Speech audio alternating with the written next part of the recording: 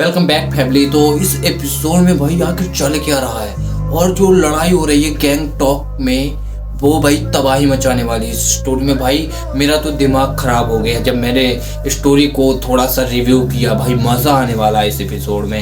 And जो next episode है उसमें भी कतई तबाही मचने वाली है एंड गूगल सेफ्टी के लिए। ओके तो गाइस चैनल पर नए हो तो सब्सक्राइब कर लेना एंड वीडियो को लाइक कर देना।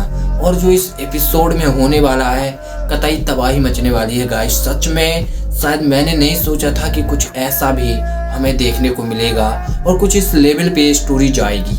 आई होप गाइस आपको इस स्टोरी में मज़ा आ रहा होगा और गाइस इसे थोड़ा और अच्छा बनाने के लिए हम बहुत जल्द इसमें थोड़ा सा चेंजेस लाने वाले हैं। बहुत ही मज़ा आएगा आपको, आप भी कहोगे वास्तव में सच में मज़ा आ रहा है कुछ इस तरह से देखकर। तो सच में गाइस अगर वीडियो पसंद आए तो वीडियो को लाइक कर देना एंड चैनल को सब्सक्राइब कर देना। चलिए देखते हैं कि आखिर होने क्या वाला है स्टोरी में और गैंगटॉक में कौन जीतेगा, क्या आहान कर पाएगा इन सभी का सामना। तो चलिए देखते हैं last story. Manali chamber of commerce पहले 2 राउंड बहुत बुरी तरह से हार जाता है। वंश अनस के सामने एक मूव से ज्यादा टिक नहीं पाता है और दूसरा फाइटर लगभग अपनी जान गंवा देता है। नित्या ये देखकर बहुत गुस्सा हो जाती है। उसे समझ नहीं आता कि अनस सबको जान से मारना क्यों चाहता था। हाँ, नित्या को देखकर और उसकी बातें सुनकर समझ गया था कि वो अभी भी बहुत छोटी थी। उसने इंसानों में अभी नफरत देखी नहीं है। उसके हिसाब से ये सिर्फ एक मैच था, पर असल में इसके इर्द गिर्द बहुत कुछ था जो नित्या समझ नहीं पा रही थी। इसमें सिर्फ चेंबर्स की हार जीत नहीं बल्कि उनके अलग मोटिव्स भी छिपे हुए थे। इस बार गैम्बलिंग में बहुत पैसा लगा हुआ था। इसके अलावा मार्शल आर्ट अलायंस और ब्लैक निंजा के बीच में रिश्ता बहुत ज्यादा अच्छा नहीं था। ब्लैक निंजा को अपने पावर्स दिखाने के लिए खून खराबा करना जरूरी था। पहले यहाँ से चलते हैं, जतिन ने कहा। आज के दोनों मैचेस 5 मिनट से ज्यादा नहीं चले थे। पूरी मनाली चेंबर का कॉन्फिडेंस गिर गया था और जतिन भी बहुत अपसेट था। कल फिर से अनस ही फाइट कंटिन्यू करेगा और कल का पहला मैच अरिहंत का होने वाला था। अरिहंत बहुत स्ट्रांग था, पर वो अनस को हरा पाएगा या नहीं, जतिन इस बात को लेकर श्योर नहीं था। बस बहुत दुखी दिल के साथ वो अपने विला पहुंचे।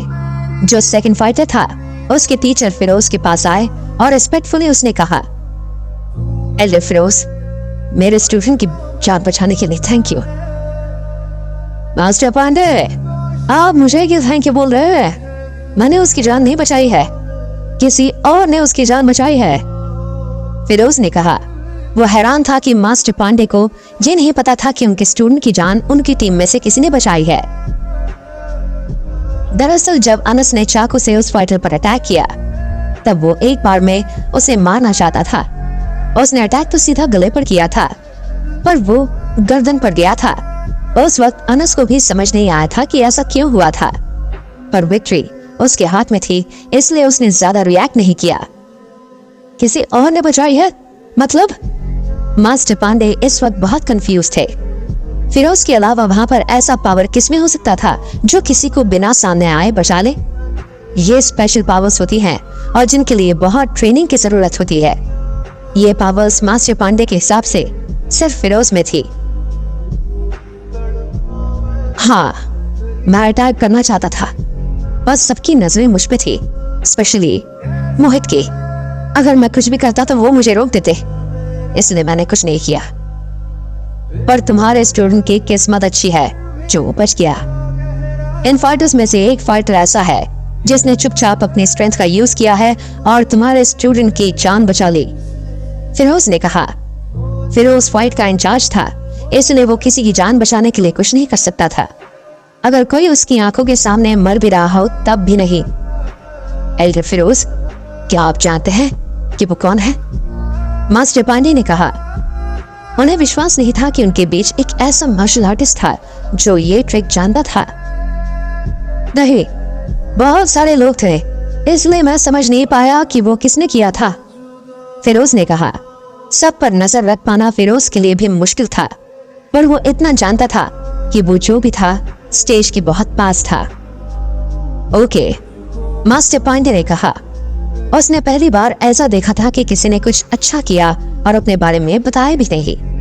जब अनस अपने विला में आया तो किसी ने उससे पूछा, तुमने उन मनाली चेंबर के फाइटर्स को मारा क्यों नहीं? आपको ऐसा क्यों लगता है कि मैं उन्हें मारना नहीं चाहता था? पता नहीं कैसे मुझे किसी ने रोक लिया। अनस ने कहा, जब वो स्टेज पर था तब उसने चाकू की डायरेक्शन चेंज होने पर ज्यादा ध्यान नहीं दिया था, पर स्टेज से उतरने के बाद जब उसने सोचा तब उसे समझ आया कि किसी ने अपनी एनर्जी यूज करके चाकू का डायरेक्शन चेंज किया था। इस वक्त वहां पर ब्लैक निंजा ग्रुप के हेड और 2 और लोग वहां आए। उन्हें देखकर अनस और बाकी सबने रिस्पेक्टफुली बो किया और कहा, मास्टर अनस, वेल डन, आज तुमने बहुत अच्छा फाइट किया। अनस के मास्टर ने उससे सेटिस्फाई होते हुए कहा। अनस ने मनाली चेंबर को आज धूल चटा दी थी। थैंक यू मास्टर, आपकी रेपुटेशन के लिए मैं कुछ भी करूंगा, अनस ने कहा। इस वक्त अनस के सामने था मोहित कुमार। वो ब्लैक निंजा ऑर्गेनाइजेशन का वाइस हेड था और इसकी स्ट्रेंथ पिछले 5 सालों में बहुत बढ़ गई थी। अनस, तुम्हारा कल का मैच अरिहंत के साथ है। वो आज के दोनों फाइटर्स जैसा नहीं है, बल्कि बहुत स्ट्रांग है, उसे अंडर एस्टिमेट मत करना, मोहित ने कहा। मोहित जानता था कि आज के 2 मैच जीतने के बाद हो सकता है कि अनस ओवर कॉन्फिडेंट हो जाए, इसलिए उसने पहले ही अनस को समझा दिया था। टीचर, मैं अरिहंत को बिल्कुल अंडर एस्टिमेट नहीं करूंगा और अपना 100% दूंगा, अनस ने कहा। टीचर, मैं आपसे कुछ पूछना चाहता। जब मैं मनाली चेंबर के फाइटर्स को मारने की कोशिश कर रहा था तब किसी एक्सटर्नल फोर्स ने मुझे रोक लिया था। क्या वो मार्शल आर्ट अलायंस ऑफिसर्स थे? अनस ने अपना डाउट अपने टीचर के सामने रखा। नहीं, ये किसी और ने किया है, मोहित ने कहा। मनाली चेंबर ने अपनी टीम में से किसी हाई लेवल के मार्शल आर्टिस्ट को नॉर्मल रैंक के साथ प्रेजेंट किया है, मोहित ने कहा। इस वक्त इसका मतलब है कि वो लोग जानते हैं कि हम उन्हें मारने की कोशिश करेंगे, इसलिए उन्होंने आर्टिस्ट की असली कल्टीवेशन लेवल नहीं बताई, बल्कि नॉर्मल रैंक बताई। अब जब हम उन्हें मारने की कोशिश करेंगे तो वो अपनी हिडन पावर से हमें रोक लेंगे। अनस इस वक्त हैरान हो गया था। हाँ, हो सकता है, मोहित ने कहा। मोहित जानता था कि ये काम फिरोज का नहीं था, क्योंकि उसकी नजर हर वक्त फिरोज पर ही थी। तो कल अरिहंत के साथ मैच में ऐसा हुआ तो? अनस ने पूछा। तो अपने हिसाब से मैच खेलना। अगर उस वक्त भी ऐसा हुआ तो फिर हम इंटरनेशनल अलायंस में कंप्लेन करेंगे, मोहित ने कहा। इस गैम्बलिंग में इंटरनेशनल अलायंस की हमेशा नजर होती थी, पर वो कभी भी खुलकर सामने नहीं आते थे। अगली सुबह मनाली चेंबर के फाइटर्स और बाकी लोगों के चेहरे उतरे हुए थे। बस एक तरुण था जिसके चेहरे पर कोई एक्सप्रेशन नहीं था, और अहान था जिसका चेहरा बहुत काम था।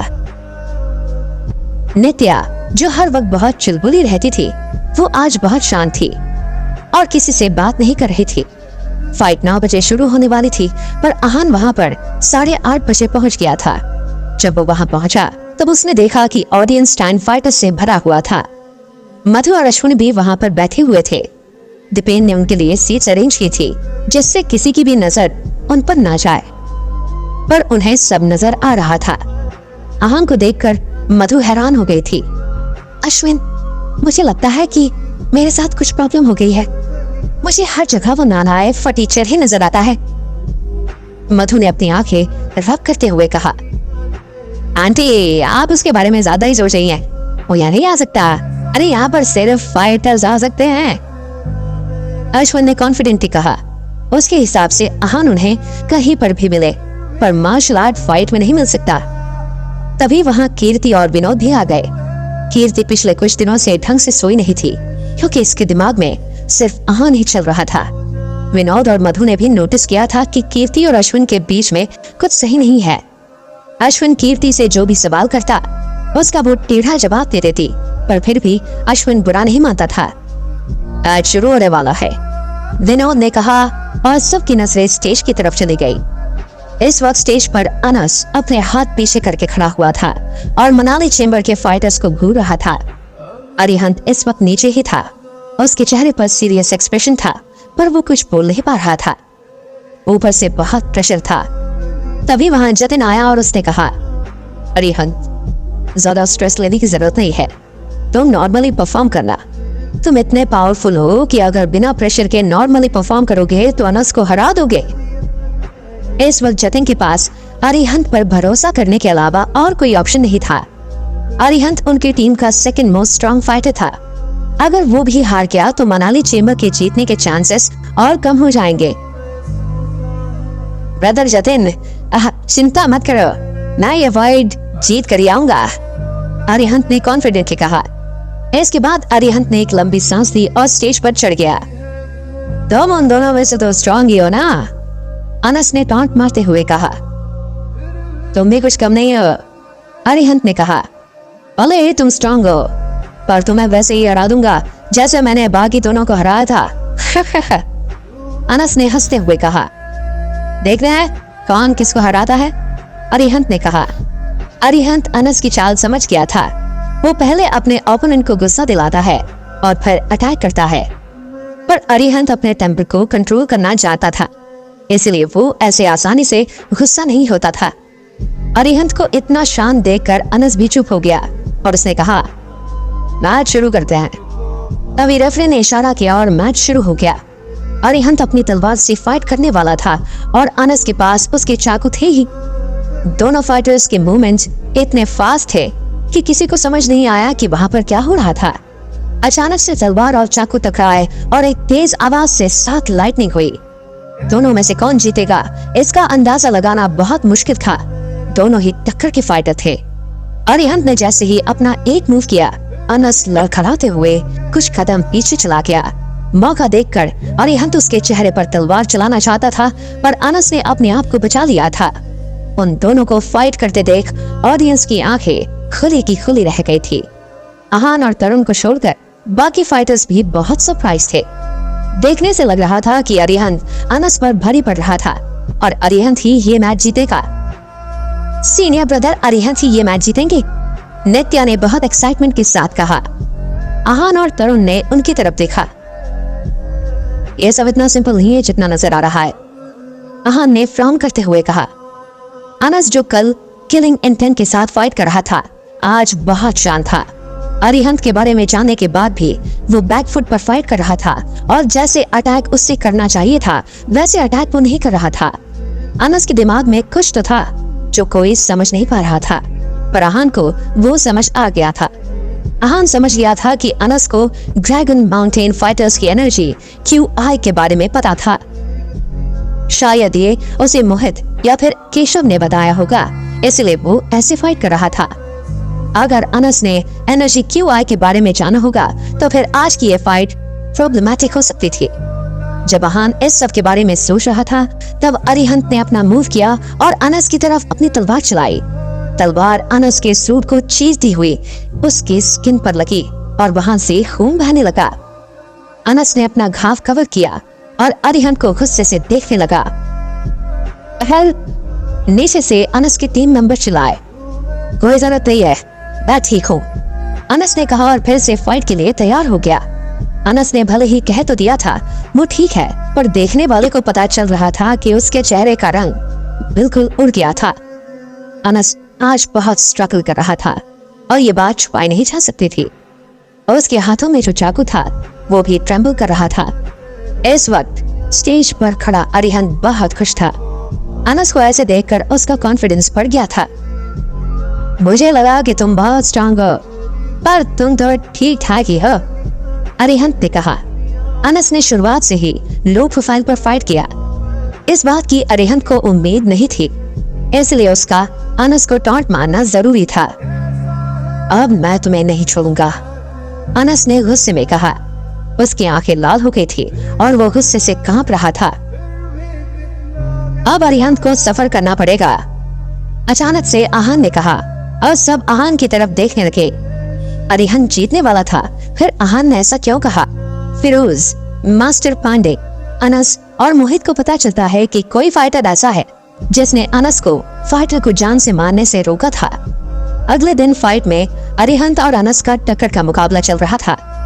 जब सबको लग रहा था कि अरिहंत ये मैच जीतेगा, तभी आहान ने कहा, अब अरिहंत को सफर करना पड़ेगा।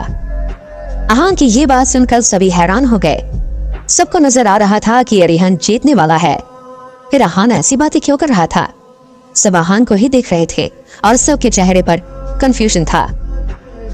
बस तरुण और जतिन हैरान नहीं थे, उनके चेहरों पर कोई एक्सप्रेशन नहीं था।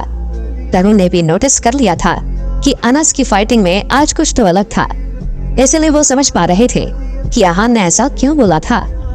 वहां जतिन को आहान की कैलकुलेशन पर पूरा भरोसा था। वो जानता था कि आहान कभी भी कुछ भी बिना सोचे समझे नहीं बोलेगा। आहान, तुम ऐसा क्यों कह रहे हो? अरिहंत तो जीतने वाला, नित्या ने कहा। पर तभी स्टेज पर कुछ ऐसा हुआ जिसे देखकर नित्या चुप हो गई। अनस, जो अब तक गिर जाने के कगार पर था, खड़ा हुआ और अपनी सारी ताकत लगाकर अरिहंत की तरफ चार्ज करने लगा। उसने चाकू से अटैक किया और चिल्लाया, डाई! उसने अपनी बॉडी की सारी एनर्जी अपने चाकू में ट्रांसफर कर दी थी। ये देखकर अरिहंत की आंखें खुली की खुली रह गई थी। उसे कुछ समझ नहीं आ रहा था कि अनस अब अपनी सारी एनर्जी क्यों यूज कर रहा था। इस वक्त उसे अपनी मौत नजर आ रही थी और वो अपने आप को बस किसी तरह बचाना चाहता था। अनस ने अपने सारे फोर्स के साथ अरिहंत की तरफ चार्ज किया और अपने चाकू को अरिहंत की छाती में घोंपा, पर उसका चाकू किसी चीज पर अटक गया। फोर्स की वजह से अरिहंत के हाथ से तलवार छूट गई, पर वो चाकू से बच गया था। इसके बाद अरिहंत जोर से चिल्लाया और अपने दोनों हाथों से पंच बनाकर एक एक करके अनस के मुंह पर मारा। अनस लड़खड़ाया और वहीं पर गिर गया। अरिहंत की हालत भी खराब थी और उसने खून की उल्टी की, पर इस वक्त अनस ज्यादा बुरी हालत में था। अरिहंत सोच रहा था कि आज वो मरते मरते बचा है। अनस का चाकू उसकी छाती पर अटक गया था और चीर कर नहीं निकला, इसलिए वो अनस पर फिर से अटैक कर पाया था। तुमने शील्ड पहना हुआ है, अनस चिल्लाया। जिस पर अनस का चाकू अटका था वो एक शील्ड थी। उसे उम्मीद नहीं थी कि उसका फाइनल और सबसे इम्पोर्टेंट अटैक शील्ड की वजह से वेस्ट हो गया था। आज अगर अरिहंत ने शील्ड नहीं पहनी होती तो वो बहुत क्रिटिकल पोजीशन में होता। इस वक्त अरिहंत की आंखें खून की तरह लाल हो गई थी और वो पागलों की तरह अनस पर अटैक करना चाहता था। अब आहान ने अपने मन में सोचा, अनस बहुत स्मार्ट है। शुरुआत से वो अपनी ताकत बचा रहा था ताकि लास्ट में वो अपना ट्रम्प कार्ड यूज कर सके और अरिहंत को हरा सके। अपने लास्ट मूव के लिए उसने सारी स्ट्रेंथ यूज कर ली थी। अगर अरिहंत ने शील्ड नहीं पहना होता तो आज उसका बच पाना पॉसिबल ही था। Well played Anas. सब सोच रहे थे कि अनस सबको जान से क्यों मारना चाहता था। किसी ने तो ये भी बोला कि अनस विलन है, वो अटैक सिर्फ सामने वाले को जान से मारने के लिए करता है। इस वक्त स्टेज पर कोई नहीं लड़ रहा था। दोनों हाँफ रहे थे और एक दूसरे को देख रहे थे। दोनों को बहुत गुस्सा आ रहा था। अनस ने अपने सीक्रेट मूव के लिए इतनी तैयारी की और लास्ट में वो फेल हो गया था। इसके बाद अरिहंत ने खुद को संभाला और अनस की तरफ चार्ज किया। खुद को बचा सकते हो तो बचा लो, अरिहंत ने कहा और अपनी तलवार उठाकर अनस को मारने के लिए आगे बढ़ा। जब तलवार अनस की बहुत नजदीक थी तब उसने कहा, मैं हार मानता हूँ। अनस के चेहरे से कुछ इंच दूर ही अरिहंत रुक गया। अनस में इस वक्त लड़ने की बिल्कुल ताकत नहीं बची थी। मैं हार मानता हूँ, पर मैं हार कमजोर हूँ इसलिए नहीं मान रहा। इसलिए मान रहा हूँ क्योंकि तुमने शील्ड पहनी हुई थी। अगर तुम्हारे पास शील्ड नहीं होती तो तुम मुझे कभी नहीं हरा सकते थे, अनस ने कहा। पर इस वक्त तुम हार गए हो, अरिहंत ने कहा। मैच 3 का विनर है अरिहंत और जो हारा है वो है अनस, रेफरी ने अनाउंस किया। अरिहंत, आप मैच कंटिन्यू करेंगे या फिर नीचे उतरेंगे, रेफरी ने पूछा। डाउन, अरिहंत ने कहा। अरिहंत के शरीर पर इस वक्त बहुत सारी चोटें थी। अगर वो आगे फाइट करने का फैसला लेता तो वो जरूर हार जाता। ठीक है, 10 मिनट का ब्रेक, 10 मिनट बाद अब 4th मैच खेलेंगे। दोनों टीमें प्रिपेयर कर सकती हैं, रेफरी ने कहा। अभी भी मनाली चेंबर के लोगों के चेहरे उतरे हुए थे। उनकी तरफ से 3 फाइटर्स गए हुए थे और तीनों नीचे आ गए थे। वहीं गैंगटॉक चेंबर की तरफ से सिर्फ एक फाइटर आया था। अब तुम्हारी बारी है शिवाय, जतिन ने एक लड़की की तरफ देखा और कहा। आहान ने जब उसकी तरफ देखा तो वो समझ गया कि वो वॉरियर टाउन का फाइटर है जिसके बारे में नित्या ने बताया था। उसका मास्टर इस वक्त VIP सीट्स पर बैठा हुआ था। ब्रदर जतिन, किसके अगेंस्ट फाइट करने वाला हूँ? शिवाय ने पूछा। नयन के साथ, जतिन ने कहा। नयन को गैंगटॉक चेंबर ने खुद ट्रेड किया है। वो कंसील्ड वेपन से लड़ने में एक्सपर्ट है। जब स्टेज पर जाओ तब इस बात का ध्यान रखना, अगर तुमने उसके अटैक्स को हैंडल कर लिया फिर तुम आसानी से जीत जाओगे। जतिन ने समझाया। ठीक है, मैं ध्यान रखूंगा और अपना 100% दूंगा। शिवाय ने कहा। वो पहली बार ऐसी हिडन वेपन फाइट करने वाला था, पर चाहे कुछ भी हो जाए वो हार नहीं सकता था। आहान, तुम्हें कैसे पता चला कि अरिहंत सफर करने वाला था? नित्या ने पूछा। जतिन और शिवाय जब फाइट के बारे में बात कर रहे थे तब नित्या से रहा नहीं गया और उसने आहान से पूछ लिया। भले ही अरिहंत जीत गया था, पर अगर अनस का फाइनल अटैक फेल नहीं होता तो वो कभी नहीं जीत पाता। नित्या जानना चाहती थी कि आहान को इस बारे में कैसे पता चला। क्या वो फ्यूचर प्रेडिक्ट कर सकता था? मुझे दिख रहा था, आहान ने कहा। वो नित्या को सब कुछ एक्सप्लेन नहीं कर सकता था, और अगर वो ऐसा कर भी देता तो नित्या को समझ नहीं आता। दिखा? कैसे दिखा? नित्या ने पूछा। सब आंखों से ही देखते हैं ना, आहान ने कहा। तो कोई बात नहीं, तुम्हें नहीं बताना है तो मत बताओ, नित्या ने कहा। ये आदमी पूरा पागल है, नित्या ने अपने मन में कहा। 10 मिनट बाद जब स्टेज के बाद सब आ गए, शिवाय और नयन तब एक साथ स्टेज के ऊपर आए। जैसे ही रेफरी ने मैच शुरू होने का अनाउंसमेंट किया, दोनों एक एक करके अपने मूव्स दिखाने लगे। पहला अटैक शिवाय ने किया था, जिसे नयन ने आसानी से ब्लॉक कर दिया था, और वहीं नयन के हिडन वेपन्स को शिवाय डॉज कर रहा था। जो एक्साइटमेंट अरिहंत और अनस के बीच में थी वो इस मैच में नहीं थी। ये मैच ऑडियंस को थोड़ा बोरिंग लग रहा था। आहान, तुम अपने आप को बहुत स्मार्ट समझते हो ना? हाँ, फिर बताओ ये मैच कौन जीतेगा? नित्या ने पूछा। दोनों में से कोई भी नहीं जीतेगा, आहान ने कैजुअली कहा।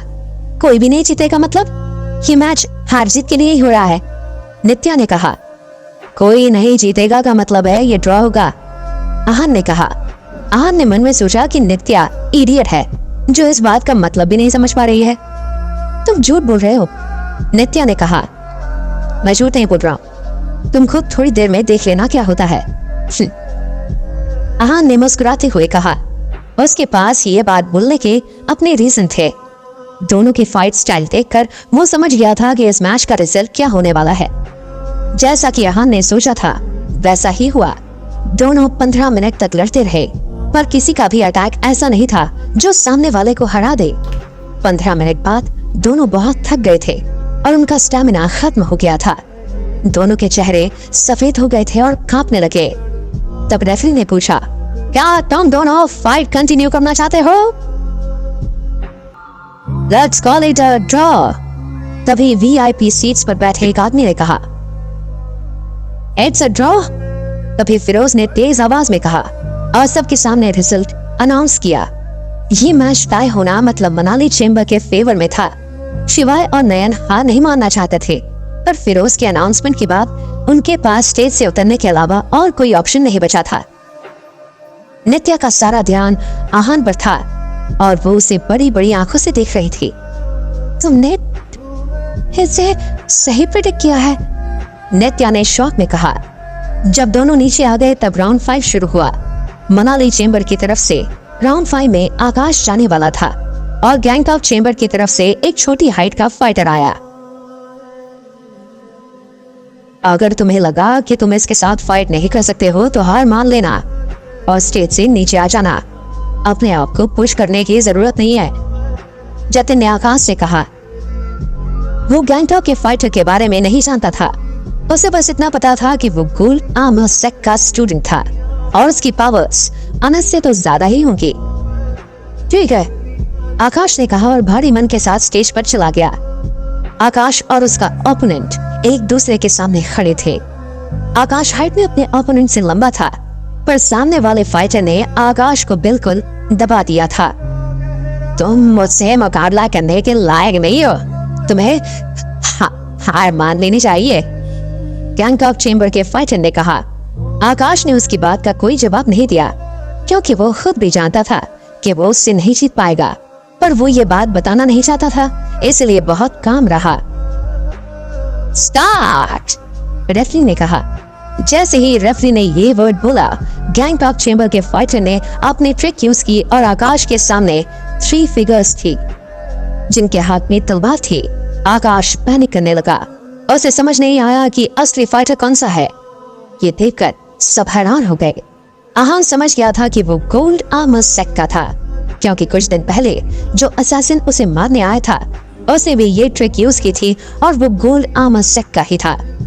आहान डिसअपॉइंटमेंट में अपनी गर्दन हिलाने लगा, क्योंकि वो जानता था कि अब आकाश का जीतना इम्पॉसिबल था। जब आहान ये सब सोच रहा था, तभी एक हाथ उड़ता हुआ VIP सीट्स के पास आकर गिरा और आकाश जोर जोर से चिल्लाने लगा, मैं हार मानता हूँ, मैं हार मानता हूँ। आकाश चिल्ला रहा था, उसकी आवाज में दर्द साफ सुनाई दे रहा था। अगर वो हार नहीं मानता तो शायद उसका सर भी धड़ से अलग ऐसे ही हो सकता था जैसे उसका हाथ हुआ था। किसी ने आज तक किसी गैम्बलिंग में ऐसा कुछ नहीं देखा था। ये अनप्रेडिक्टेबल था, उसके साथ ही ये बहुत खतरनाक था। ये इस फाइटर ने अभी कौन सी तकनीक की उसकी? नित्या ने पूछा। उसका चेहरा सफेद पड़ चुका था। पता नहीं, पता नहीं, पता नहीं, मनाली चेंबर के लोगों ने कहा। वो ब्लैक निंजा और उसके ट्रिक्स के बारे में नहीं जानते थे। उन्हें तो ये भी समझ नहीं आया था कि आकाश हारा कैसे था। उन्हें सिर्फ इतना समझ आया था कि जैसे ये मैच शुरू हुआ था उसके 5 सेकंड में ही आकाश का हाथ कट गया था और उसने हार मान ली थी। ये शैडो किलर है। ब्लैक निंजा में शैडो टेक्निक बहुत यूज होती है। अब तक शांत खड़े आहान ने कहा। आहान सोच रहा था कि अगर उसे ये पता होता तो वो आकाश को उससे बचने की ट्रिक पहले ही बता देता। Shadow killer, shadow killer, shadow killer, सब ने शौक होते हुए पूछा। हाँ, शैडो किलर। मेरा सामना पहले एक शैडो किलर से हुआ है, आहान ने कहा। सब आहान को एक वियर्ड एक्सप्रेशंस के साथ देख रहे थे। आहान ने किसी को ये नहीं बताया था कि वो उससे कहां और कैसे मिला था, पर उसने ये जरूर बताया था कि उनके कैरेक्टरिस्टिक्स कैसे होते रहे। किसी को विश्वास नहीं हो रहा था कि टीम का सबसे अनरिमार्केबल इंसान ब्लैक निंजा के बारे में इतना कुछ जानता था। अच्छा, तो इसका मतलब ये हुआ कि उन तीनों शैडोज में से असली बॉडी थी ही नहीं? नित्या ने पूछा। ऐसा जरूरी नहीं है। शैडो किलर्स अपने आप को कैसे बिठा सकते हैं? वो उन शैडोज में भी आ सकते हैं और नहीं भी आ सकते, आहान ने समझाया। तो फिर उनसे जीतना इम्पॉसिबल है? नित्या ने कहा। नहीं, ऐसा नहीं है, आहान ने कहा। क्या आहान शैडो किलर से जीतने की तकनीक सबके सामने बताएगा? जब आहान ने कहा तब सब उसकी तरफ देखने लगे और नित्या ने उसकी बात से डिफर भी किया था, पर तभी कुछ ऐसा हुआ जैसे आहान की बात सही प्रूव हो गई। अरिहंत अपने शील्ड की वजह से बच गया था और उसने अनस को हरा दिया था। अगले मैच में भी आहान ने कहा कि ये मैच टाई होगा और वैसा ही हुआ। जब 5th मैच शुरू हुआ तब आकाश का मुकाबला शैडो किलर से हुआ, जिसने आकाश का हाथ तोड़ दिया था। आहान के अलावा शैडो किलर के बारे में कोई नहीं जानता था, तो फिर उनसे जीतना इम्पॉसिबल है, नित्या ने कहा। अगर शैडो और रीड बॉडी के बीच डिफरेंस ही नहीं पता चलेगा तो कोई भी कैसे जीत सकता था? इस वक्त तरुण, जो अगला फाइटर था, फ्रॉम करने लगा। वो भी नहीं जानता था कि शैडो किलर से कैसे डील किया जाता था। नहीं, ऐसा नहीं है, उन्हें हराया जा सकता है, आहान ने कहा। वो कैसे? नित्या ने पूछा। उसके किलिंग इंटेंट को समझकर, आहान ने कहा। शैडो किलर और उसकी शैडो को सिर्फ इंटेंट से ही डिस्टिंग्विश किया जा सकता है, आहान ने कहा। अब मतलब? नित्या ने पूछा।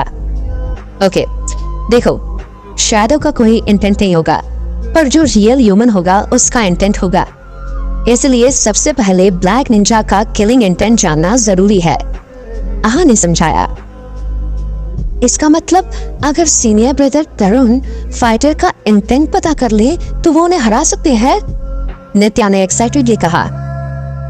हाँ, आहान ने कहा, एक्चुअली जितना पावरफुल तरुण था वो बिना किसी ट्रिक के भी जीत सकता था, पर उसे अपनी एनर्जी ज्यादा यूज करनी पड़ती, जिसकी वजह से शायद अगले मैच में एफिशिएंटली फाइट ना कर पाए। वो तरुण आहान को अमेजमेंट में देखने लगा।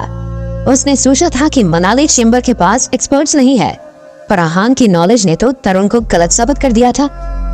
वो समझ गया था कि आहान एक बहुत इंटरेस्टिंग और नॉलेजेबल इंसान है। जब तरुण ये सब बातें सोच रहा था, तब 6th राउंड शुरू होने की अनाउंसमेंट हुई। तरुण ने अपने आप को काम किया और स्टेज पर चला गया। जब गैंगटॉक चेंबर के फाइटर ने तरुण को देखा तो उसका एक्सप्रेशन सीरियस हो गया। वो तरुण को जानता था। तरुण मनाली चेंबर के हुक्म का इक्का था। स्टार्ट! रेफरी ने बिना देरी किए कहा। सब जानते थे कि ये फाइट बहुत इंटरेस्टिंग होने वाली थी। गैंगटॉक चेंबर का फाइटर तरुण की तरफ स्पीड से भागा, जैसे तोप से गोला निकलता है, और तरुण अपनी तलवार के साथ वहां पर कामदी खड़ा रहा। जब वो तरुण के पास आया, तब पहले की तरह उसकी बॉडी 3 शैडोज में स्प्लिट हो गई। अब तरुण की तरफ 3 फिगर्स भागते हुए आ रही थी। स्टेज के आसपास सब लोग हैरान थे। सब लोग सोच रहे थे कि क्या तरुण सही जजमेंट कर पाएगा। Of course, yes.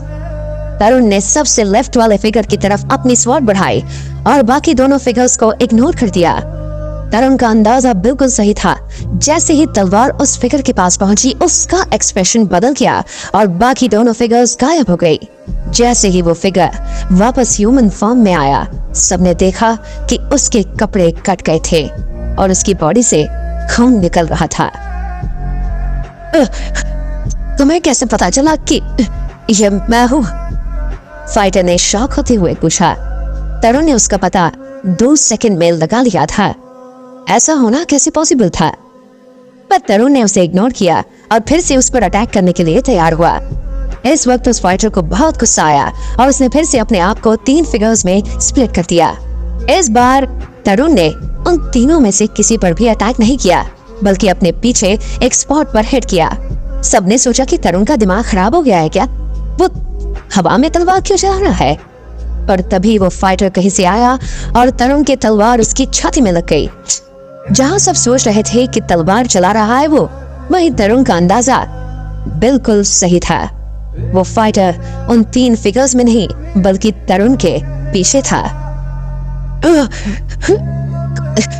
मैं हार मानता हूं, उस फाइटर ने कहा। वो तरुण को घूरने लगा। अगर तरुण ने एक बार रियल ह्यूमन को पहचान दिया होता तो उसे तुक्का कहा जा सकता था, पर तरुण ने दोनों बार शैडो किलर में से रियल ह्यूमन को पहचान दिया था। इसका मतलब वो शैडो किलर को हराने की तकनीक के बारे में जानता था। ऐसे में गैंगटॉक चेंबर का फाइटर नहीं जीत सकता था, इसलिए उसने हार मान ली थी। जब उस फाइटर ने हार मान ली, तब तरुण ने अपनी तलवार उसकी बॉडी से निकाली और बिना किसी एक्सप्रेशन के स्टेज के नीचे आ गया। ब्रदर, तरुण तो बहुत पावरफुल है। मैंने इतने स्ट्रॉन्ग फाइटर को कभी फाइट करते हुए देखा ही नहीं है। मनाली चेंबर के सपोर्टर्स तरुण की वाहवाही करने लगे। तरुण ने इस बार मनाली चेंबर को अच्छी पोजीशन में डाल दिया था। इतनी तारीफ सुनने के बाद भी तरुण के चेहरे पर कोई एक्सप्रेशन नहीं था। उसने उन लोगों की तरफ देखा भी नहीं था, बल्कि उसने आहान की तरफ देखा और कहा, आई ओ यू अ फेवर। ये सब आपकी वजह से हुआ है। तरुण बहुत काम था। You are thinking too much. Well done. आहान ने कहा। ये आहान और तरुण के बीच हुआ पहला कॉन्वर्सेशन था। तरुण भले ही एक्सप्रेशन लेस रहता था, पर इस कॉन्वर्सेशन के बाद आहान समझ गया था कि तरुण का कैरेक्टर अच्छा है। उसे फेवर्स रिटर्न करना आता है। तरुण ने इसके आगे कुछ नहीं कहा, तो आहान की मदद के बिना भी वो फाइट जीत सकता था, पर फिर वो आगे की फाइट्स इफेक्टिवली नहीं लड़ पाता। 10 मिनट के ब्रेक के बाद तरुण वापस स्टेज पर आ गया। गैंगटॉक चेंबर की तरफ से एक 6 फीट का मोटा आदमी फाइट के लिए आया। वो जैसे जैसे एक एक कदम बढ़ा रहा था, पूरा हॉल उसके फुटस्टेप से गूंज रहा था। वो अपनी चाल में ही अपनी पावर दिखा रहा था। गैंगटॉक चेंबर के सपोर्टर्स उसे चीयर करने लगे।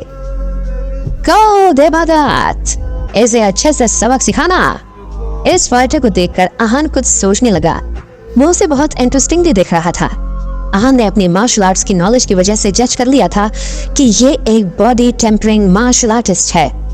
इसका मतलब ये था कि वो बहुत सारे स्टेरॉइड्स की वजह से ऐसा हुआ था। आहान समझ गया था कि ये देवादत्त जरूर बॉडी रिफाइनमेंट रन था, बहुत स्ट्रॉन्ग कल्टिवेटर है। जब देवादत्त स्टेज पर आया तब उसके पास 2 कुल्हाड़ी थी जो उसके फाइट के लिए वेपन्स थी। अपने दोनों हाथ में कुल्हाड़ी लेकर वो तरुण को घूर रहा था, पर तरुण अब भी बहुत शांत था। देवादत्त जोर से चिल्लाया, उसकी आवाज सीरियस हो गई और सब लोग बैठ गए। देवादत्त बार बार चिल्ला रहा था। वो ये करके तरुण को डिस्टर्ब करना चाहता था। जितना तरुण का कंसंट्रेशन खराब होगा, उसे हराना उतना ही आसान होगा। पर तरुण ने अपने आप पर अच्छा काबू रखा और अपने इमोशंस को बहुत अच्छे से कंट्रोल किया। जब देवादत्त की ये ट्रिक काम नहीं आई तब वो तरुण पर अटैक करने के लिए तैयार हुआ। उसने अपने आप ब्रेस किया और अपनी दोनों कुल्हाड़ियों को तरुण की तरफ चार्ज किया। तरुण इस अटैक के लिए बिल्कुल तैयार था। उसने अपनी तलवार की मदद से ऐसा मूव किया जिससे उसके ओपोनेंट के हाथ से कुल्हाड़ी गिर गई। देवादत्त फिर से चिल्लाया, पर इससे पहले वो कुछ कर पाता, तरुण ने उसके आईब्रोज के बीच में अटैक किया। इससे देवादत्त वहीं पर जमीन पर गिर गया और पूरे स्टेज पर मिट्टी उड़ने लगी। सब लोग इस वक्त बिल्कुल शांत हो गए। पिन गिरने की आवाज भी साफ सुनाई दे सकती थी। तरुण ने पहाड़ जैसे आदमी को इतनी आसानी से हरा दिया था। वाकई तरुण की पावर्स का कोई जवाब नहीं था। किसी ने नहीं सोचा था कि इस फाइट में कोई ऐसे हारेगा कि वो वापस खुद उठ भी ना पाए। तरुण ने देवादत्त को एक ही मूव में बेहोश कर दिया था। इस वक्त जब सब हैरान थे तो बस आहान मुस्कुरा रहा था।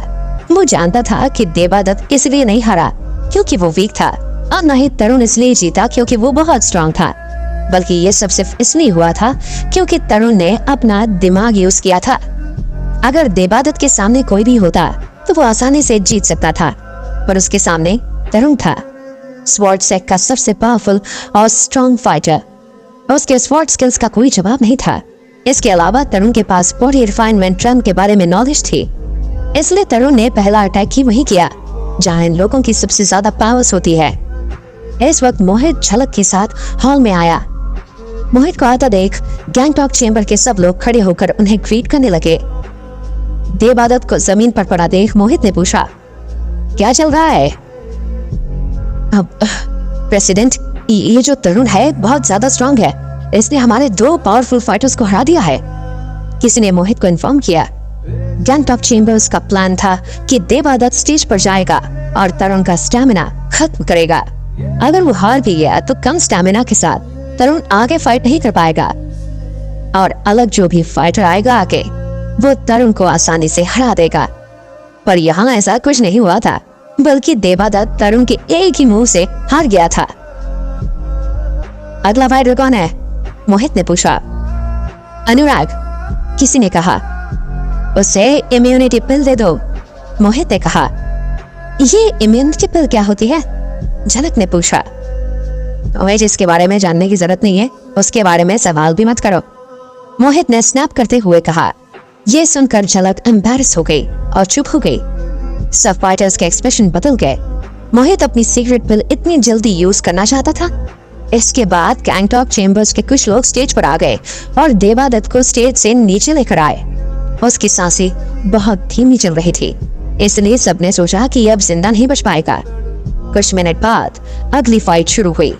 मनाली चेंबर की तरफ से स्टेज पर तरुण था और गैंगटॉक चेंबर की तरफ से अनुराग आया था। अनुराग ने ब्लैक यूनिफॉर्म पहना हुआ था और उसका अपीयरेंस बहुत ही सिंपल और ऑर्डिनरी था। उसके पास भी एक तलवार थी। अनुराग का अपीयरेंस ऐसा लग रहा था जैसे क्राउड में से कोई भी उसे हरा देगा। स्टार्ट, रेफरी ने कहा। जैसे ही रेफरी ने मैच स्टार्ट होने की अनाउंसमेंट की, अनुराग का ऑर्डिनरी अपीयरेंस चेंज होने लगा।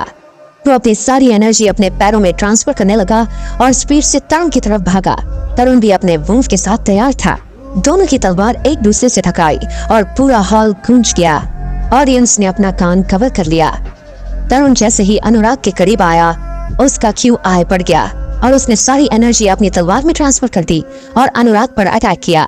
पर अनुराग ने इंस्टेंटली उसके अटैक को डॉज कर दिया था ये देखकर तरुण समझ गया था कि अनुराग कोई मामूली फाइटर नहीं है। वो हर अटैक को पहले सेंस करके रिस्पॉन्ड करना जानता था। ऐसे ओपोनेंट से डील करना मुश्किल होता है।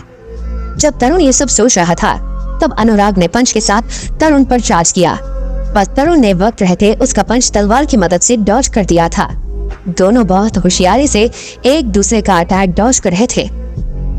इस बार ब्रदर तरुण को टक्कर का ओपोनेंट मिला है, किसी ने कहा। अनुराग जितना सिंपल दिख रहा था उसकी पावर्स उतनी सिंपल नहीं थी। पर ये है कौन?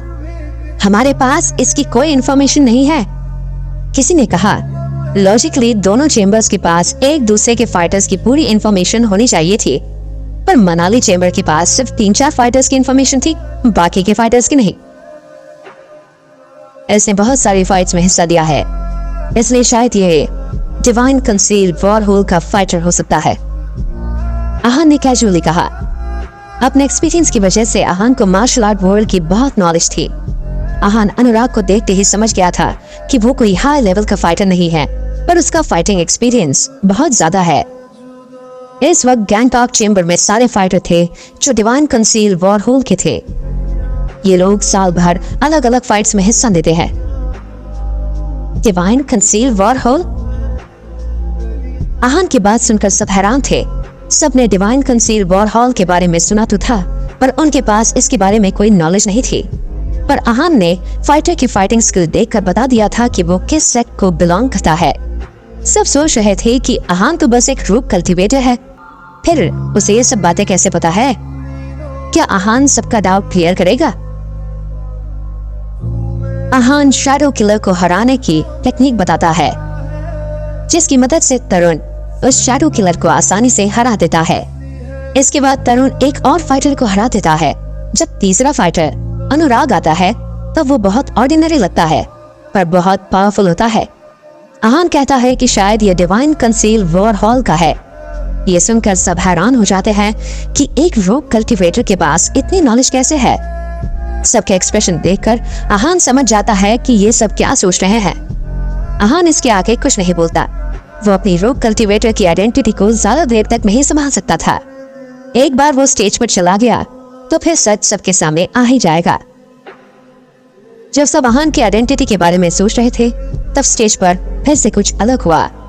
तरुण के QI की वजह से अनुराग के पैर लड़खड़ा गए। उसने खुद को संभाला और अपने पास के 2 पिल्स निकाली और उससे खा लिया। ये पिल्स खाते ही अनुराग की आंखें लाल हो गई। जैसे ही अनुराग ने वो पिल्स खाई उसकी बॉडी में चेंजेस होने लगे। उसके पोल्स रिलैक्स होने लगे और उसके शरीर पर वेन्स उभरने लगी। डाई! अनुराग चिल्लाया और भागते हुए तरुण की तरफ चार्ज करने आया। ये सब बहुत स्पीड में हुआ था। किसी को भी समझ नहीं आ रहा था कि अनुराग में अचानक से ऐसे चेंजेस कैसे आ गए थे। पिल लेने के बाद अनुराग की पावर 2-3 गुना बढ़ गई थी। तरुण के चेहरे का रंग बदल गया था। उसने खुद को संभाला और अनुराग के अटैक को डॉज करने के लिए अपनी तलवार को उठाया। दोनों तलवारें टकराई और फिर से कान के पर्दों को वाइब्रेट कर देने वाली आवाज आई। दोनों तलवारों के टकराने की वजह से वहां स्पार्क होने लगा। तरुण के लिए यह अटैक बहुत भारी था, इसलिए वो कुछ कदम पीछे चला गया। स्टेज के एज पर आने से पहले उसने खुद को संभाल लिया था। तरुण का चेहरा सफेद पड़ गया था। ये क्या चल रहा है? इसने अभी क्या खाया? नित्या ने कंफ्यूज होते हुए कहा। सबके चेहरे पर बहुत अजीब सा एक्सप्रेशन था। जब से अनुराग ने वो पिल ली थी उसकी पावर बहुत बढ़ गई थी। आहान स्टेज के नीचे खड़ा होकर फ्राउन कर रहा था। अनुराग ने पिल बहुत स्पीड से ली थी, इसलिए आहान देख नहीं पाया था कि वो पिल कौन सी थी। पर आहान इतना तो समझ गया था कि उसने कोई ऐसे पिल ली थी जिसकी वजह से अनुराग की पावर अचानक से बढ़ गई थी। आहान ने ऐसी बहुत सारी पिल्स के बारे में सुना था, पर ये पिल्स कौन सी है जो आहान नहीं जानता था। ऐसी पिल्स की वजह से स्ट्रेंथ एकदम से बढ़ जाती थी, पर इसके बाद बहुत सारे नेगेटिव इफेक्ट्स भी होते थे। ये वेन्स को जल्दी रप्चर कर देती है। अनुराग फिर से अटैक करने के लिए तरुण की तरफ भागा। इस बार तरुण अटैक डॉज करने में लेट हो गया, इसलिए उसके होंठों के किनारे से खून बहने लगा। इस बार तरुण को कुछ इंटरनल इंजरीज भी हुई थी। इस वक्त अनुराग के पास पिल की वजह से प्लस पॉइंट्स थे। गैंगटॉक चेंबर्स के लोग बहुत खुश थे। उन्हें विश्वास हो गया था कि इस बार तरुण नहीं जीतेगा। इम्यूनिटी पिल गैंगटॉक चेंबर की सीक्रेट पिल थी। ये बहुत लिमिटेड बनती है और मोहित ने करोड़ों रुपए खर्च करने के बाद इस गैम्बलिंग के लिए ये खरीदी थी। इससे साफ पता चलता है कि गैंगटॉक चेंबर इस बार ये फाइट कितना डेस्परेटली जीतना चाहते थे। अनुराग को पिल लिए कितने मिनट हो गए हैं? मोहित ने पूछा। प्रेसिडेंट क्या बात है? किसी ने पूछा। जितना पूछा है उतना बताओ। अनुराग को पिल लिए कितना टाइम हो गया? मोहित ने इरिटेट होते हुए कहा। वो पिल बहुत जल्दी स्ट्रेंथ बढ़ा देती थी, पर उसका एक नुकसान भी था। वेन्स रप्चर करने के अलावा और हेल्थ को नुकसान करने के अलावा उसका एक नुकसान ये था कि वो सिर्फ 5 मिनट ही काम करती थी। अगर पिल लेने के 5 मिनट में फाइट कंप्लीट नहीं कर सकता था तो फिर उसकी बॉडी कोलैप्स कर जाएगी और डायरेक्टली एक्सपोज हो जाएगी। प्रेसिडेंट, अनुराग को पिल लिए 3.5 मिनट हो गए हैं। किसी ने मोहित को इन्फॉर्म किया। 3.5 मिनट? मोहित पैनिक करने लगा।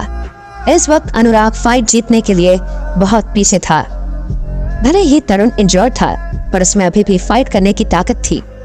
ऐसे में अनुराग के लिए तरुण को हराना पॉसिबल नहीं था। तरुण को रिमाइंड कर दो कि उसे फाइट जल्दी खत्म करनी है, मोहित ने कहा। मोहित ने अनुराग को पहले ही पिल के साइड इफेक्ट के बारे में बता दिया था, पर उसे एक रिमाइंडर देना जरूरी था।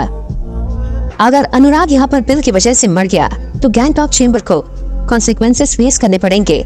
इसके अलावा इस पिल की कीमत लाखों में और अनुराग ने 2 पिल खा ली थी। अगर अनुराग ये फाइट नहीं जीता तो मोहित के पैसे भी बर्बाद हो जाएंगे। इस वक्त स्टेज पर अनुराग बहुत बेचैन था। वो इस पिल के साइड इफेक्ट को अच्छे से जानता था और ये भी जानता था कि उसको स्टेज पर आए और पिल खाए कितनी देर हो चुकी थी। इस वक्त उसका दिल बेचैनी से चल रहा था। वो जानता था कि इस वक्त वो किसी भी कीमत पर तरुण को नहीं हरा सकता था। जब अनुराग के दिमाग में ये सब चल रहा था, तभी अचानक से उसे पिल का इफेक्ट खत्म होता हुआ महसूस हुआ। उसकी वेन्स में दर्द बढ़ रहा था और पावर्स भी कम हो रही थी। अब अगर अनुराग जीत नहीं पाया तो फिर वो बम की तरह एक्सप्लोड हो जाएगा और बिना तरुण के कुछ किए वो हार जाएगा। जैसे जैसे अनुराग की बेचैनी बढ़ रही थी, तरुण शांत हो रहा था। उसे समझ आ गया था कि कुछ तो गड़बड़ थी जिसकी वजह से अनुराग इतना बेचैन हो रहा था। तरुण सब नोटिस कर रहा था। कैसे अनुराग की सांस बदल रही थी, पावर स्ट्रेन हो रही थी और वो कमजोर होता जा रहा था। तभी तरुण ने सोचा कि ये मैच जीतने का एक ही तरीका था, फाइट को लंबा खींचना। तरुण ने फाइट ट्रैक करने की तकनीक शुरू की। इस वक्त तरुण ने अनुराग पर कोई अटैक नहीं किया, बल्कि स्टेज अरेना में गोल गोल घूमकर टाइम वेस्ट करने लगा। ये देखकर रहान ने चैन की सांस ली और मुस्कुराने लगा। पहले उसे लगा था कि तरुण अपने पावर्स को लेकर बहुत प्राउड होगा और अनुराग की मूवमेंट समझ नहीं पाएगा, पर ऐसा नहीं था। तरुण जितना फिजिकली पावरफुल था, उसका दिमाग भी उतना शार्प था। उसने सिचुएशन के हिसाब से बहुत अच्छे से रिएक्ट किया था।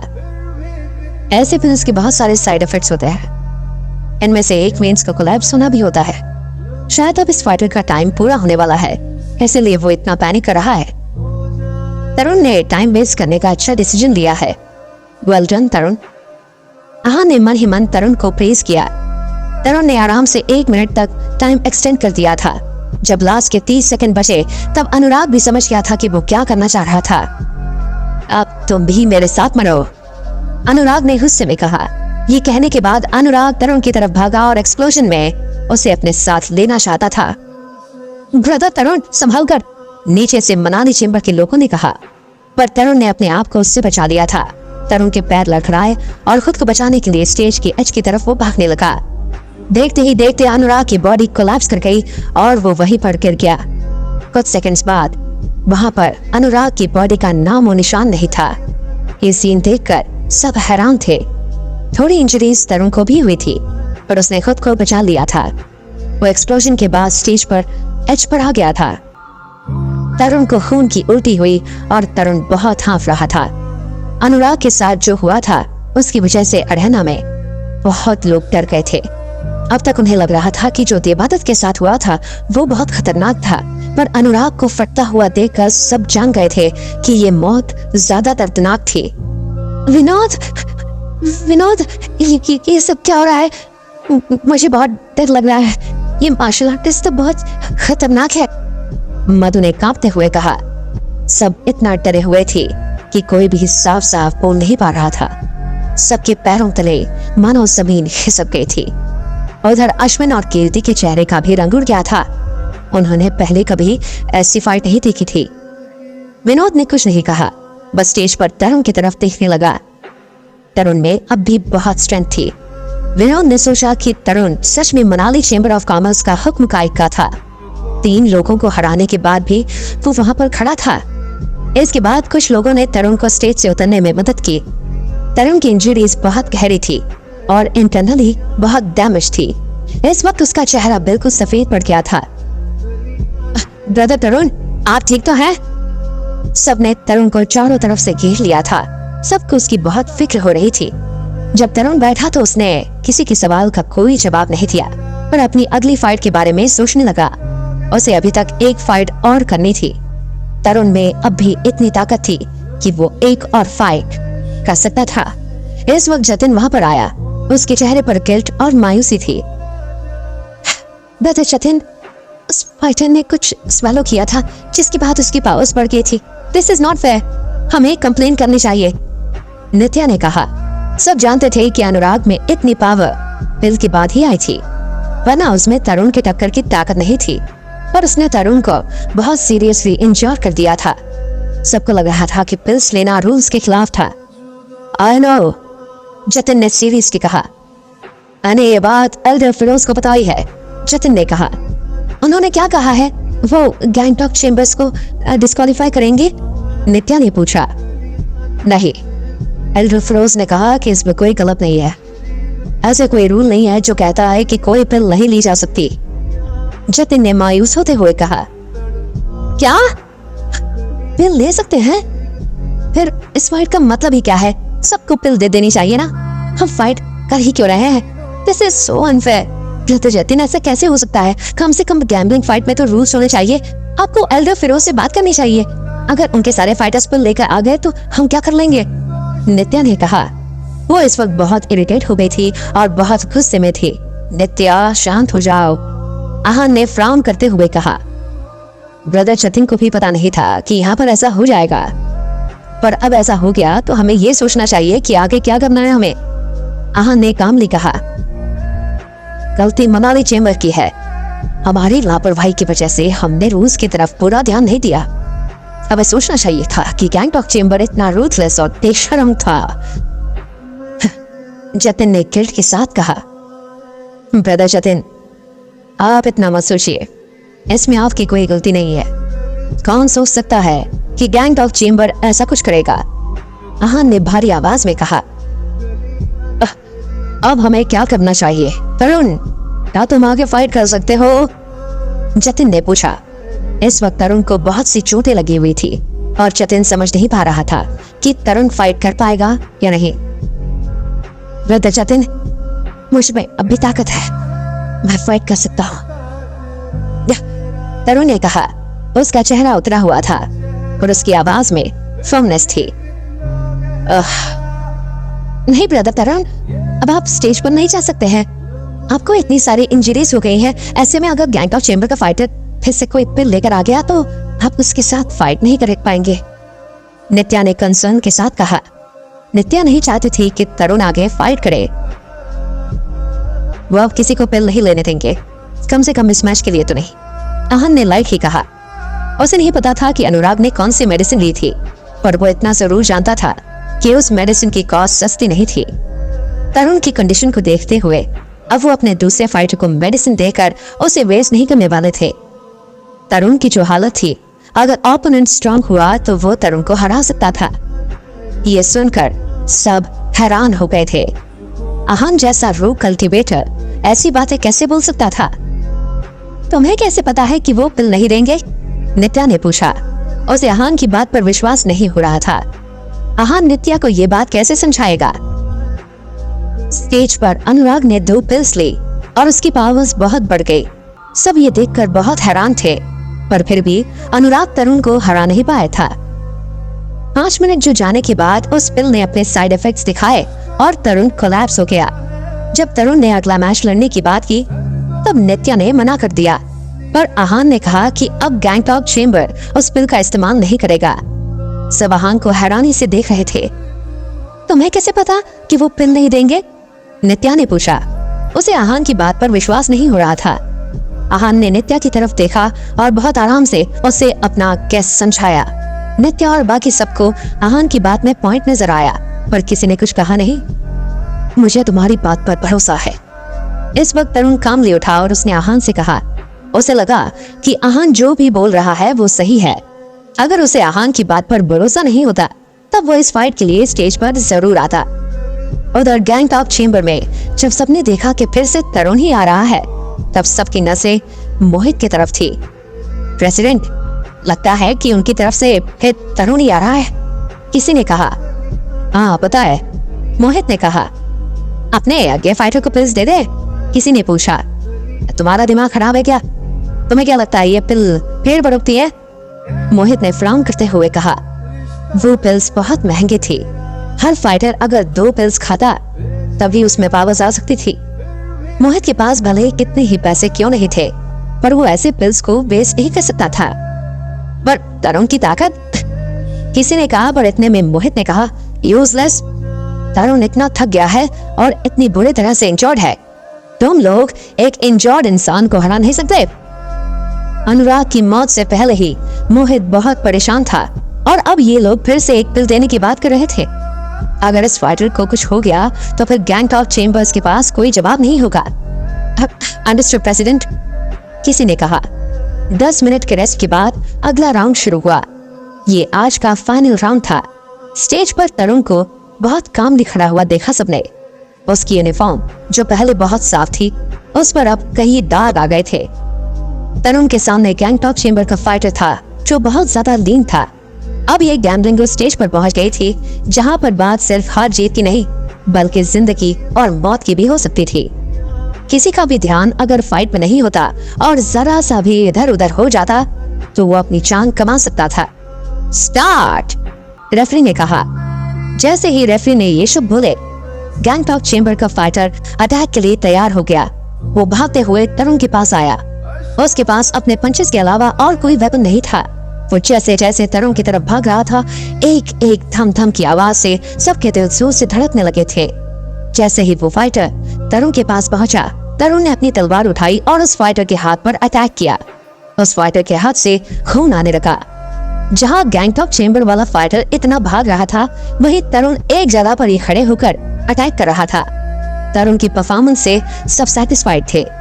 तरुण को बहुत सारी इंजरीज हुई थी पर फिर भी उसमें अभी भी इतनी स्ट्रेंथ थी। अब सामने वाले फाइटर ने तरुण पर फिर से अटैक किया। सब कुछ इतना स्पीड में हो रहा था कि ऑडियंस को कुछ समझ नहीं आ रहा था।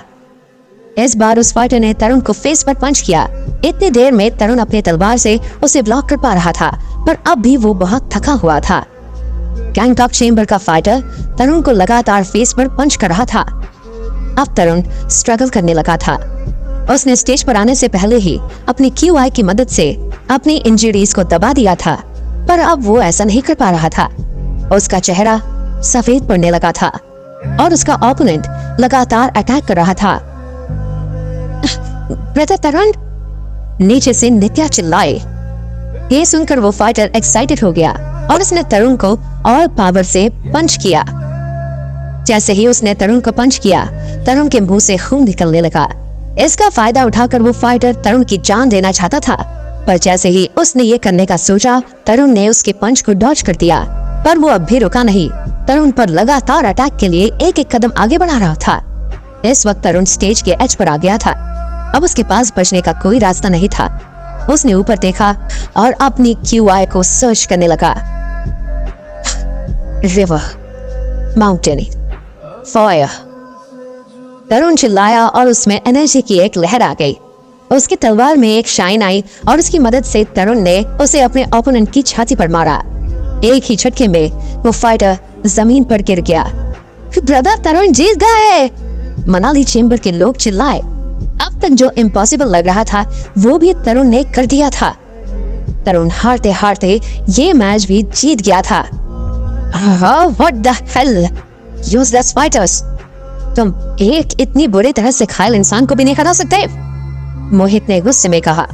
उसे उम्मीद नहीं थी कि उनका फाइटर ये राउंड भी हार जाएगा। अब प्रेसिडेंट, वो भले ही हार गया पर उसने हमारा ही काम कर दिया, किसी ने कहा। क्या? मोहित ने पूछा। उसने तरुण का ट्रम्प कार्ड यूज करवा दिया। माउंटेन एंड फायर तकनीक, उस आदमी ने मोहित से कहा। अरे ये तकनीक स्वॉर्ड सेट का सीक्रेट है, हमने उसका प्रोसेस समझ लिया है। फ्यूचर में हम इसे उनके अगेंस्ट यूज कर सकते हैं, उस आदमी ने मोहित को बताया। हम जीत गए सीनियर ब्रदर तरुण, हम जीत गए। जब तरुण स्टेज से नीचे आया तब सब खुशी से उछलने लगे। तरुण ने कुछ नहीं कहा, बल्कि अचानक से उसने 2 कदम पीछे लिए और खून की उल्टी की। ब्रदर तरुण, सब हैरान हो गए और उसे सपोर्ट देने आगे आए। आहान और बाकी सब लोग तरुण को संभालने लगे और उसके आसपास उसे सहारा देने के लिए खड़े हो गए। ब्रदर तरुण, आपको क्या हुआ है? आप ठीक तो है ना? नित्या को बेचैनी होने लगी। तरुण ने कुछ नहीं कहा, बस अपनी आंखें बंद रखी। पहले इसे वापस विला लेकर चलो, आहान ने कहा। कोई बड़ा हादसा ना हो इसलिए मनाली चेंबर के हेड्स अपने साथ एक मेडिकल टीम लाए थे। तरुण को उन्होंने ही ट्रीट किया। डॉक्टर, तरुण अब कैसा है? जतिन ने कहा। मैं ये नहीं कहूंगा कि तरुण बिल्कुल ठीक है। उसकी एक्सटर्नल इंजरीज तो सेकेंडरी हैं, पर उसकी इंटरनल इंजरीज बहुत सीरियस है। अगर इन इंजरीज को अभी ट्रीट नहीं किया गया तो तरुण की जान को भी खतरा हो सकता है, डॉक्टर ने कहा। तो फिर बिना देर किए ट्रीटमेंट शुरू कर दीजिए, जतिन ने कहा। तरुण स्वॉर्ड सेट का सबसे पावरफुल फाइटर था और इसके अलावा वो आगे चलकर स्वॉर्ड सेट का हेड बनने वाला था। ऐसे में जतिन तरुण को कुछ नहीं होने दे सकता था। हम अभी ट्रीटमेंट नहीं कर सकते, उसके लिए हमें वापस मनाली जाना होगा। यहाँ हमारे पास पूरे इक्विपमेंट्स नहीं है, डॉक्टर ने कहा। ठीक है, मैं अभी प्राइवेट हेलीकॉप्टर अरेंज करता हूँ आप लोगों को, जतिन ने कहा। पर वो अपनी बात पूरी नहीं कर पाया और इससे पहले ही तरुण ने कहा। ब्रदर जतिन, मैं कहीं नहीं जा रहा। तरुण की आवाज बहुत धीमी थी पर उसकी आवाज में डिटर्मिनेशन था। तुम्हें वापस जाना पड़ेगा, तुम स्वॉर्ड सेट के जीनियस हो, आगे चलकर तुम्हें बहुत कुछ संभाला है। मैं तुम्हें कुछ नहीं होने दे सकता, जतिन ने कहा। ब्रदर जतिन, मैं अब भी लड़ सकता हूँ, तरुण ने कहा। अब भी लड़ सकते हो? उसकी कीमत तुम्हारी जान हो सकती है, पता है तुम्हें ये बात, जतिन ने कहा। तरुण, तुमने अपना काम कर दिया है, तुम्हारी वजह से इस वक्त हम अपर हैंड पर है, आगे के बाकी फाइटर संभालेंगे, जतिन ने कहा। बाकी फाइटर उनकी टक्कर की नहीं है, वो उनसे फाइट नहीं कर पाएंगे, तरुण ने मायूस होते हुए कहा। इस बार गैंगटॉक चेंबर के सारे फाइटर्स बहुत स्ट्रांग थे, दूसरे का लेवल पहले वाले से ऊपर ही था।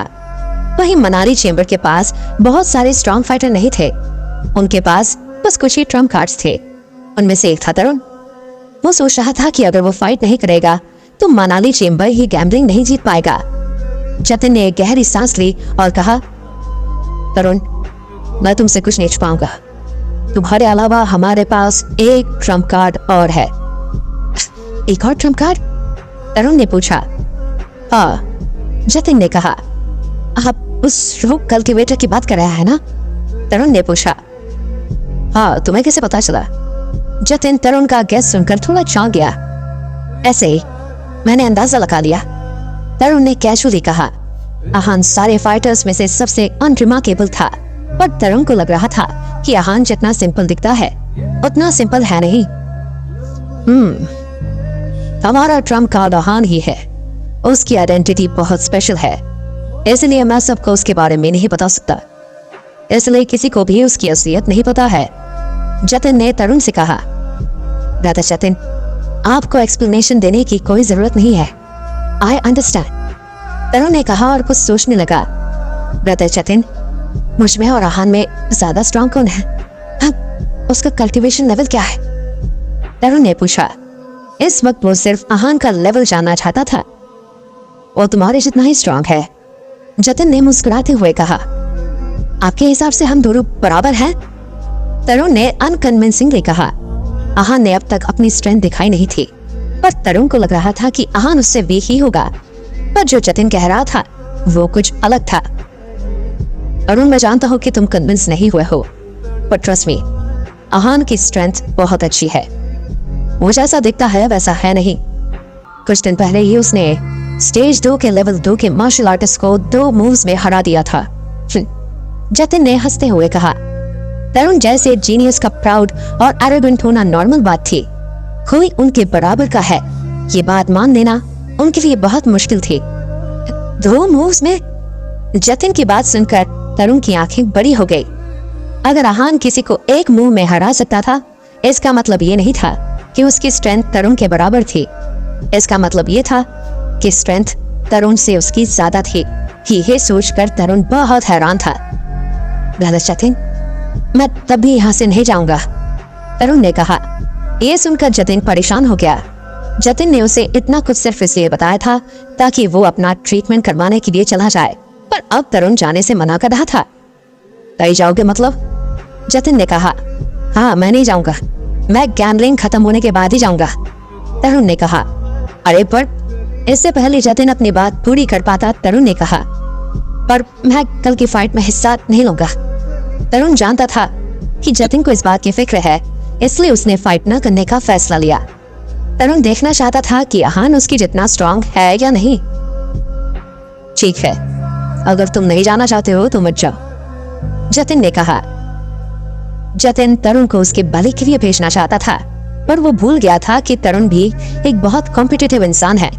जब उसे पता चला कि उसके अलावा मनाने के पास एक और ट्रम्प कार्ड है, तो वो खुशी खुशी कैसे जाता। वो आहान को फाइट करते हुए देखना चाहता था ताकि वो जान सके कि उन दोनों में से सबसे ज्यादा स्ट्रांग कौन है। डॉक्टर, तरुण का अच्छे से ख्याल रखना, इसे कुछ नहीं होना चाहिए, जतिन ने डॉक्टर से कहा। तरुण मार्शल आर्टिस्ट था, इसलिए 2-3 दिन बिना ट्रीटमेंट के सरवाइव कर सकता था। उसका आज तुरंत निकलना इतना भी जरूरी नहीं था।